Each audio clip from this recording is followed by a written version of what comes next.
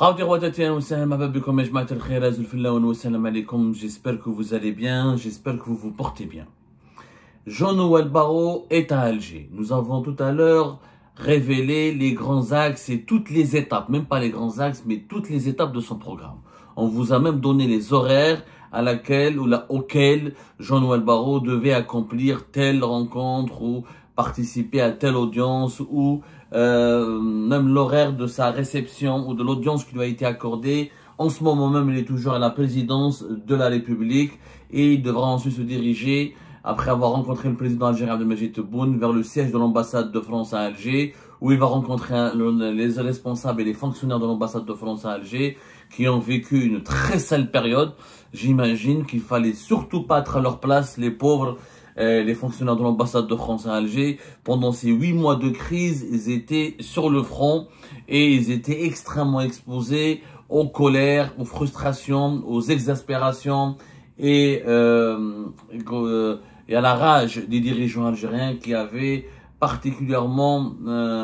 voulaient particulièrement à la France en raison de plusieurs sujets de dissension. Justement, nous allons vous révéler aujourd'hui ce qui a été dit. Nous allons vous révéler un résumé de ce qui a été dit entre Jean-Noël Barrot et Ahmed Attaf, le chef de la diplomatie algérienne. La première rencontre qui a été organisée à Alger au profit de Jean-Noël Barrot, c'est une audience, c'est une rencontre, une réunion qui a eu lieu entre Jean-Noël Barrot, une délégation restreinte. Il n'y a pas eu beaucoup de monde il a ramené juste quelques collaborateurs avec lui à Alger, le chef de la diplomatie française. Le premier haut responsable algérien avec lequel il a eu des échanges directs et francs et assez longs, c'est son homologue algérien, Ahmed Attaf. Jean-Noël Barrot est arrivé au milieu de la matinée, vers 10 h à Alger.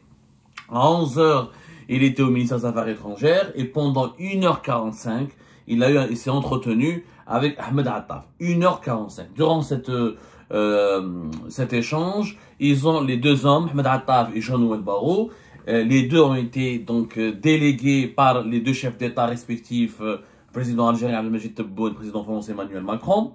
Donc les deux on leur a attribué la mission de poser sur la table les modalités d'application de cette feuille de route de réconciliation pour sortir les relations franco-algériennes de l'impasse. Et il faut dire, d'après ce que nous avons pu comprendre, que la situation elle est extrêmement sensible et que la France, les autorités françaises comme les autorités algériennes, même si elles ont la volonté commune de trouver des solutions, et leurs problèmes continuent à persister et continuent de représenter un immense défi pour les deux pays. Il y a beaucoup de problèmes qui se sont accumulés durant ces 8 mois de crise et ça ne va pas être facile de les résoudre très rapidement. Et chaque problème comporte en soi d'un dossier sensible ou plusieurs dossiers sensibles. Alors les deux hommes ont parlé de tous les sujets qui fâchent. D'abord les sujets de migration, ensuite le cas de Boualem Sansal, ensuite les médias et le fait que les attaques, la guerre médiatique et les fake news et les attaques médiatiques surtout, les campagnes médiatiques de dénigrement dans les deux pays ont aggravé, ont semé encore davantage la zizanie entre les deux pays. Et enfin, les problèmes économiques. Les problèmes économiques ont été aussi abordés. Voici les 4 points, les 4 dossiers qui ont été donc abordés, évoqués par Jean-Noël Barrot avec Ahmed Attaf. Sur la question des sujets migratoires, sur la question notamment des expulsions des ressortissants algériens au profil dangereux, pour reprendre la terminologie exacte du gouvernement français, que les autorités françaises veulent expulser en urgence. Il s'agit encore une fois de plus de 600 et quelques migrants en situation, migrants algériens et ressortissants algériens, pas tous des migrants irréguliers. Il y en a qui ont des papiers, qui ont des actes de résidence, des papiers, qui ont qu'on appelle ça des titres de séjour, mais qui se retrouvent faisant l'objet sous le coup d'une opération d'expulsion parce qu'ils sont impliqués dans des faits de délinquance, dans des activités de criminalité, des comportements ou impliqués dans des réseaux de radicalité, de radicalisation religieuse. D'autres sont impliqués dans de graves affaires de violence conjugale. D'autres ont des activités politiques très suspectes qui menacent l'ordre public et la sécurité en France. Ces 600 et quelques, parmi ces 600 et quelques, presque 700 Algériens que la France veut expulser, en urgence, il y a 72 à 76 ressortissants algériens que la France veut expulser très rapidement dans le cadre d'une procédure d'urgence absolue. La France veut commencer à obtenir, cherche à obtenir de la part des autorités algériennes les autorisations nécessaires et les laissez-passer consulaires et la collaboration nécessaire pour pouvoir les éloigner du territoire français et les renvoyer vers l'Algérie, leur pays natal. Ce sujet a été discuté franchement entre Ahmed Attaf et Jean-Noël Barrot. Le chef de la diplomatie algérienne a donné, on va dire, un accord de principe. Un accord de principe que l'Algérie va débloquer la collaboration, la coopération plutôt, va débloquer la coopération dans le domaine de la gestion des flux migratoires entre les deux pays et dans le domaine notamment de la délivrance des laissez-passer consulaires pour l'expulsion des ressortissants algériens au profil dangereux, notamment de cette première vague de 72 à 76 ressortissants algériens au profil dangereux. Mais les autorités, Ahmed Attaf et le gouvernement algérien ont posé des conditions. Pour l'Algérie, pour le gouvernement algérien, il n'est pas question de mêler encore une fois Bruno Retailleau à ce processus. Les autorités algériennes ont été catégoriques. Ahmed Attaf a bien regardé dans les yeux Jean-Noël Barrot. Il lui a demandé ceci. Bruno Retailleau, le ministre français de l'Intérieur, doit être mis à l'écart de ce dossier et le gouvernement algérien ne veut ni lui adresser la parole, ni traiter avec lui, ni parler avec lui, ni collaborer avec lui, ni l'impliquer ou s'impliquer dans une étape ou dans un processus où Bruno Retailleau il est mêlé au présent où il participe directement.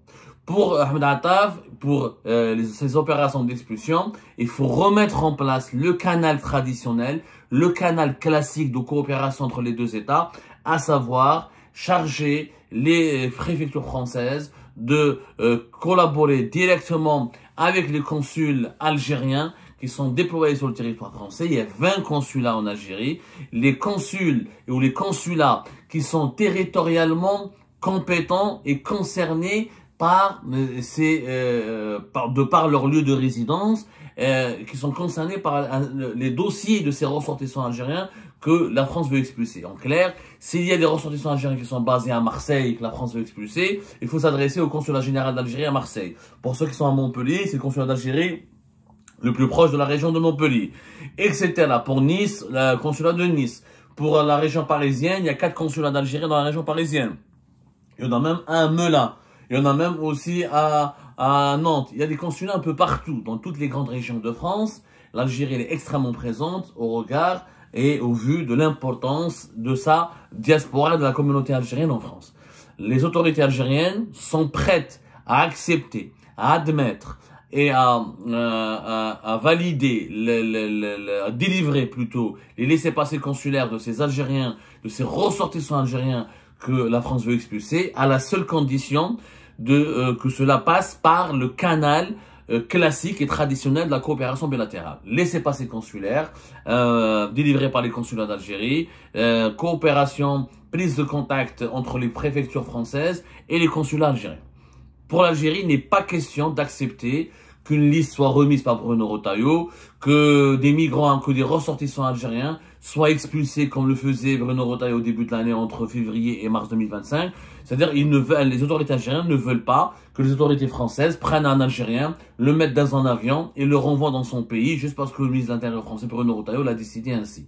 Ils n'acceptent pas ce principe, donc ils ne reconnaissent pas le principe qui a été négocié ou qui a été validé dans les accords de 1994, qui est une révision de l'accord de 1968 et qui permet normalement aux autorités françaises d'expulser directement un Algérien dont les papiers, dont la nationalité algérienne est effectivement confirmée par des éléments matériels. S'il n'y a pas de nécessité donc de confirmer sa nationalité, si sa nationalité est confirmée, avérée, ben la France avait le droit auparavant d'expulser directement ce ressortissant algérien sans demander pour autant un laissez-passer consulaire.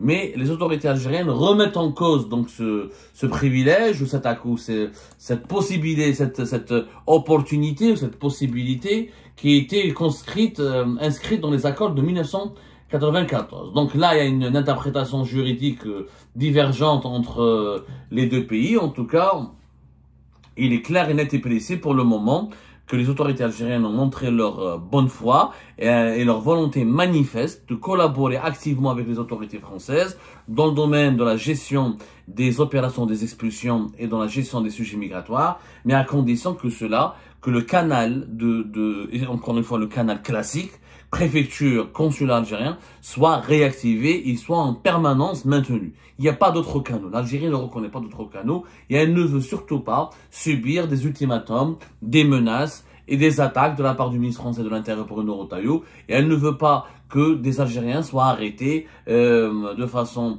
manu militari ou de façon brutale et embarqués dans un avion et renvoyés comme ça, comme s'il s'agit de colis postaux. L'Algérie, voilà, elle ne veut pas de colis postaux envoyés par Bruno Retailleau. Voilà ce qui a été dit sur les sujets, sur la question de la crise migratoire, sur la question de la gestion des Algériens, des ressortissants algériens que la France veut expulser en urgence vers l'Algérie. Deuxième point, la question des médias. Les autorités françaises ont relevé, Jean-Noël Barrot a relevé avec son homologue français, les attaques très francophobes, les campagnes contre les intérêts français et la campagne anti-française menée par les médias publics algériens qui sont notamment à leur tête l'APS. Il faut savoir, et les Français là-dessus ont raison, c'est chronologiquement parlant, quand le conflit a éclaté, était sur le plan diplomatique à la fin du mois de juillet 2024, les chroniques, les dépêches, les éditos extrêmement francophobes et diffamatoires et injurieux de la part de l'APS ont défrayé la chronique. Rappelez-vous le 22 novembre, ce que l'APS avait traité l'État français de macronito-sioniste pour justifier et assumer l'arrestation de Boualem Sansal. C'était un édito extrêmement virulent, extrêmement... c'est un média public. L'APS, c'est le porte-parole de l'État algérien. C'est pas Choulouk ou le Nahar ou l'Ouatan ou le Khabar. L'APS, c'est quand même le porte-parole, la voix médiatique attitrée officielle de l'État algérien. Donc que l'APS produise des contenus, des chroniques, des éditos ou des pamphlets anti-français est très insultant à l'égard de la République française et de ses dirigeants. Ça a été très mal pris par les autorités françaises et les autorités françaises ont demandé est-ce que ce genre de campagne cesse pour ne pas alimenter les tensions politiques entre les deux pays, pour ne pas semer la zizanie entre les deux pays. Les autorités algériennes, Ahmed Attaf a pris note de la demande française, mais il a demandé lui aussi, l'Algérie a demandé de son côté, est-ce que le gouvernement français demande aux médias publics français, genre comme France 2, comme France 5, le groupe France Télévisions, France 24, RFI, de s'engager, de ne pas produire de leur côté aussi des discours médiatiques ou des contenus extrêmement jugés subversifs ou jugés très critiques ou très insultants ou très offensifs contre l'État algérien, ses hauts responsables et ses intérêts. L'Algérie demande la réciprocité, ok, on est d'accord pour que, en grosso modo, il faut faire baisser la tension médiatique entre les deux pays, il faut que les médias participent à cet apaisement, il faut que les médias arrêtent d'emballer les émotions et de mettre du feu à l'huile, de l'huile sur le feu, pardonnez-moi, de mettre de l'huile sur le feu. Il faut arrêter de semer encore une fois la haine à travers des articles et des campagnes de presse extrêmement virulentes et où l'injure, les propos diffamatoires et les attaques verbales sont extrêmement virulentes et violentes. Mais il faut que ça soit réciproque des deux côtés. Et donc, il faudrait, l'Algérie se sent elle aussi, apparemment, certainement à cause des reportages de France 2 sur des consulats algériens, à cause de la parole donnée, les émissions qui ont été consacrées sur France 24. Les deux ministres ont parlé des médias publics. Parce que naturellement, Jean-Noël Barrot n'a pas de contrôle. Le gouvernement français n'a aucun contrôle sur les médias privés. C'est CNews, Europe 1, Journal du Dimanche, les médias du groupe Bolloré, Marianne, Le Point, L'Express, Le Nouvel Observateur ou les autres médias, les grands médias français sont indépendants et le gouvernement français ne peut absolument leur donner aucune injonction. Même la France et même les médias publics en France sont censés être autonomes du pouvoir politique. Ils sont financés en partie par l'État, ils bénéficient de financement public, mais ils n'ont pas de compte à rendre à l'État directement. Mais disons qu'il y a des possibilités, des mécanismes pour que les conseils d'administration, les conseils de surveillance de ces médias fassent un peu plus d'efforts dans le traitement des sujets qui sont liés à l'Algérie. Par contre, en Algérie, l'APS, les médias étatiques, relèvent directement du ministère de la Communication. En Algérie, relève de la présidence de la République, relève directement de la présidence de la République à travers la direction générale de la communication et des relations avec la presse, et l'État algérien peut naturellement donner des injonctions directes et faire fléchir un petit peu la ligne éditoriale de ces médias publics pour que les attaques anti-françaises ne soient plus aussi virulentes. Bien sûr qu'on peut critiquer la France. Naturellement, la France, elle est critiquable. Personne n'a le droit de dire qu'on ne doit pas critiquer la France. Personne n'a le droit de dire qu'on ne peut pas critiquer l'État algérien. Il y a une manière de le faire. Quand on utilise des vocabulaires comme sioniste, comme agent, quand on accuse les services secrets français de comploter, d'utiliser, de vouloir former un groupe terroriste, de financer l'opposition algérienne pour lui donner des armes, quand on parle de renversement, quand on utilise des théories complotistes qui ne sont pas vraies et quand on utilise des termes très injurieux de la part d'un média public, c'est quand même une attaque contre l'intégrité morale d'un autre pays, d'un autre État. Et l'État qui est attaqué a le droit de demander à l'État qui l'attaque, à l'État qui l'insulte via ses médias publics, des explications, parce que les médias publics, encore une fois, sont rattachés au fonctionnement étatique de ce pays, aux institutions étatiques du pays même. Donc voilà, ça c'était sur le sujet des médias. Sur la question de Boualem Sansal, elle a été évoquée ouvertement, Mohamed Attaf et Jean-Noël Barrot, mais encore une fois, il n'y a pas eu d'engagement concret.